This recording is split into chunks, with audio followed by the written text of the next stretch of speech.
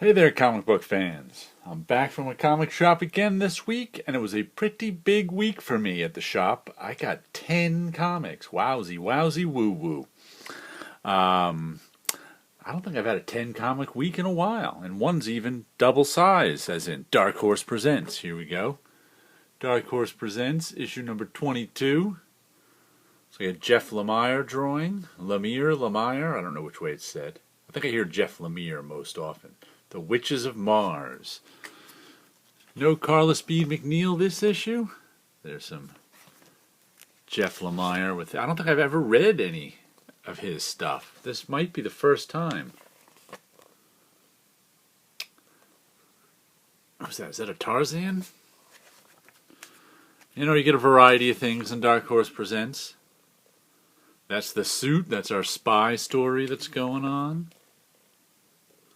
Brooklyn Blood, that's our, I think Paul Levitz is writing this one, the former publisher of DC Comics. Yeah, Paul Levitz and Tim Hamilton. That's our Brooklyn cop story. Murder taking place in Brooklyn. The cops have to track down what's what. Now we got some Mr. Monster by Michael T. Gilbert, I think does that. I haven't seen a Mr. Monster story in a little while. And what is... Oh, we do have some Finder. That looks like Carla Speed McNeil right there. Let's see. All right, we got some Carla Speed McNeil. I am happy to see that.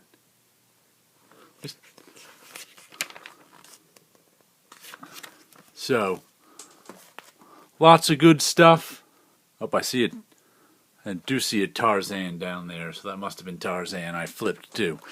Dark Horse Presents. I always enjoy this as an anthology. Good comic. And next we have Usagi Yojimbo, issue number 154. You always hear me sing Usagi's praises, another one of one. So the last 5 or 6 were done in ones. Looks like the ninja bats are back. Sometimes different animals are different clans in feudal Japan, and the ninjas are all bats. Pretty cool looking. But Usagi's been around for ages, a favorite of mine. Matter of fact, I think this is actually issue somewhere around 227 with the 3 or 4 different volumes and the Space Usagi's thrown in. Always good. I always enjoy my Usagi.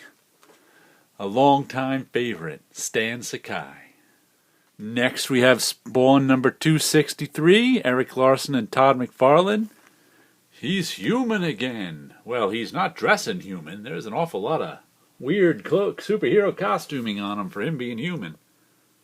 But I guess that must be human Spawn there. Al Simmons, right? Is that his name? I've only been buying Spawn since Eric Larson and Todd McFarlane started doing it a few issues ago, so can't wait to see what happens in this one.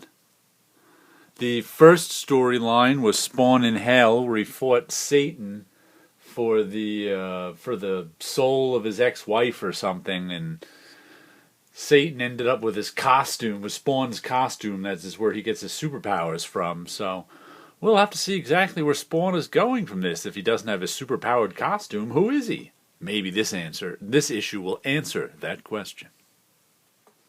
Manifest Destiny, issue number 19.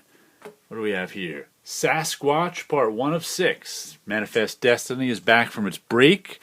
I guess we're going to be getting 6 issues in a row now of this story.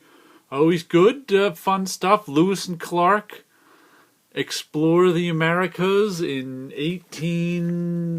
12? Oh, Frozen guy. They run into monsters? I haven't run into many Native Americans, but they've run into plenty of monsters. Wonder where everybody is.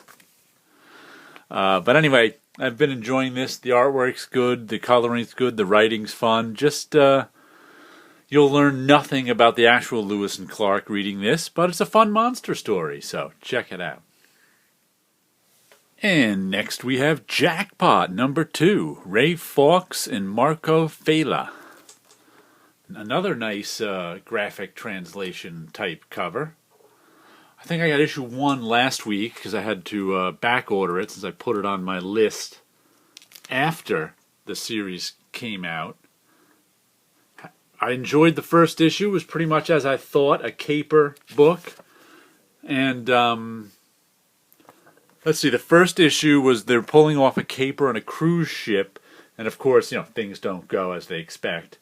And then there was sort of like a reveal at the end where, I guess there's some sort of Illuminati conspiracy guys behind it who may be trying to recruit one of the Jackpot crew who are pulling the caper.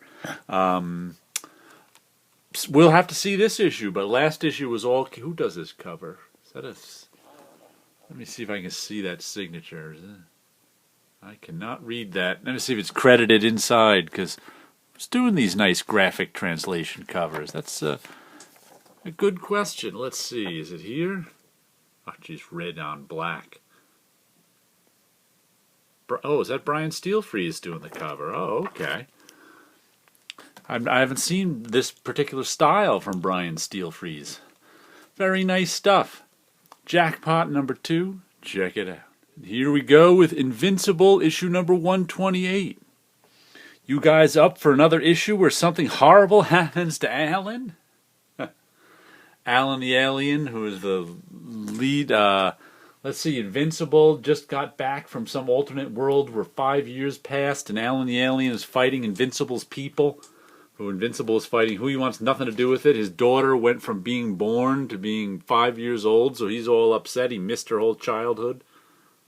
You know what? I'm not a big fan. The original Invincible artist, what's his name here? Corey Walker is back. I was not a big fan of his art last issue. I like Ryan Otley has been the one drawing it for it. It just seems he's using this really dead line for inking. There's like no line weight to anything, and I have to say it really, I mean, that just doesn't impress me that much. It's just like, come on, give us some idea of line weight. So I have to say I was a little unimpressed by this art by, oh jeez, I've already forgotten his name. Not Ryan Otley, it's Corey Walker. Penciler and inker. So I have to say, you know what, I remember his work from the very beginning of Invincible, and I liked it a lot then, but this kind of no line weight inking style he's choosing to use here left me cold. But anyway, Invincible's a good book. Check it out. And next we have Drifter number 11 by Ivan Brandon and Nick Klein. Check out that scary cover, huh? Scary monsters. They are the Drifter. See, last issue, things started going to hell. These guys right here are sort of... they're aliens to this strange planet, just like the humans are, that the humans find themselves on. And these aliens are much more powerful than humans, but they kind of coexist mysteriously. You can see the gray world of Drifter. And things kind of went to pot last issue with something happening with these aliens that we don't know what, because they're all mysterious.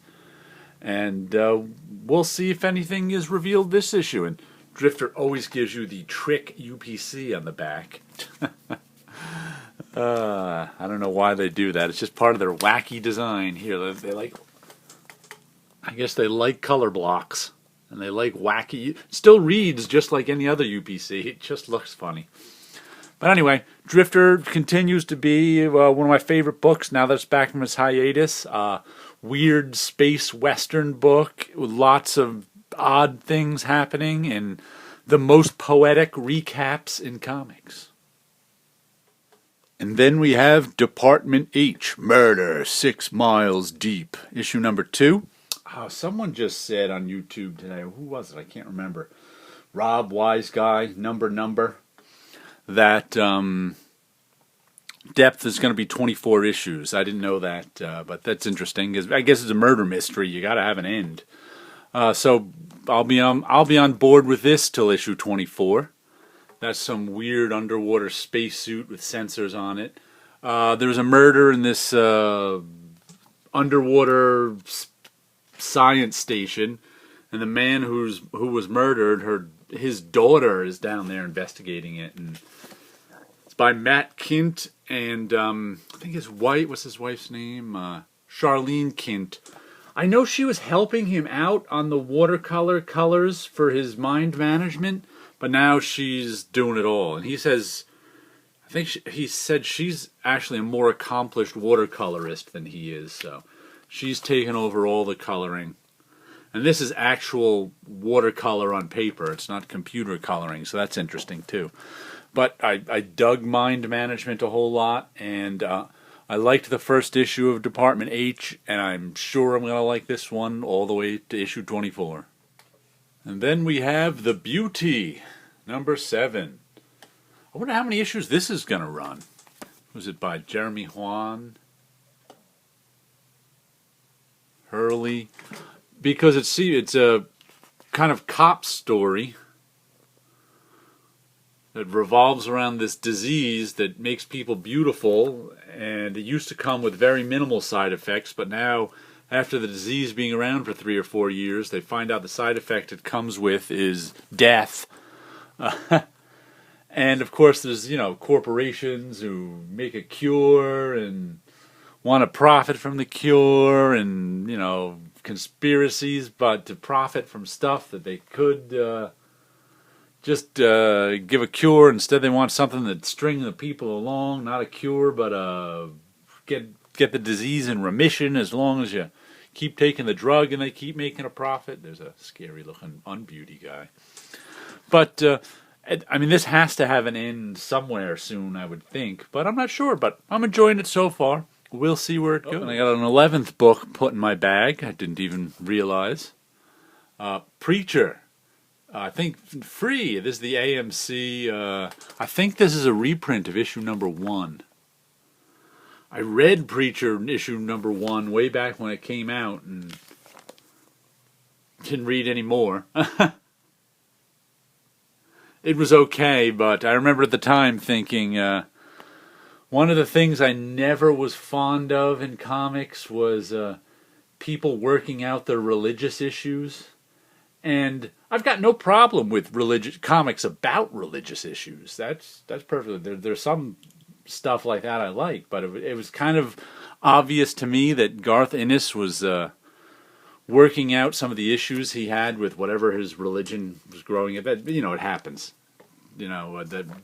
And that just seemed to be a little too much for me in this book. I prefer writers to have their religious issues worked out before they come to a book. That way I don't have to see them working it out. But you know what? I may have judged it completely wrong. I think I only read 1 issue of it. We'll see if any of that strikes me 20 years later, if I don't even notice it anymore, because all the cells in my body are different 20 years later. Finally, we'll give you a little look at my background art. 1 Hypno Love Girls that I just finished inking. I think this was just a couple nights ago, as I was talking on an off-air hangout. I was inking this one. One of my dancing girls who fight crime comic book covers. And this is one of my Painted Lady ones, which I may have shown off before. I'm still getting these ready. I've almost finished the magazine I'm doing on Blurb. That'll be a print-on-demand one. But I was coloring this one, and I noticed I didn't have any eyelashes on this eye over here. So I had to go back. I had a couple eyelashes over here, but none over there. So I had to go back in and put a couple eyelashes in. So if you've seen that one before, you haven't seen those 3 new eyelashes. But anyway, I'll let you know when that Painted Lady Swirl World magazine is done. And you guys have a good week out there.